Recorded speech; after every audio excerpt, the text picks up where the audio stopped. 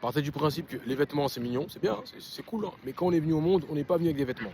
Et dans la nature, de base, on va pas se mentir, il n'y a pas trop de vêtements. En soi, c'est pelage, c'est tout nu, c'est voilà, zizi à l'air. Ce que je veux dire par là, c'est que arrêtez de vivre par procuration à travers vos vêtements. Partez du principe que déjà, vous devez prendre soin de votre premier vêtement, c'est-à-dire votre peau, votre corps. Moi, je le rappelle quand même, hein, c'est important de le dire, c'est très important de le dire.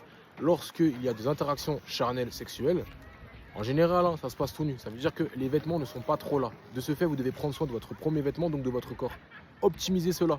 Parce que je ne vais pas vous mentir, il y a des gens, ils ont effectivement des beaux vêtements. Hein, enfin, beau, c'est subjectif.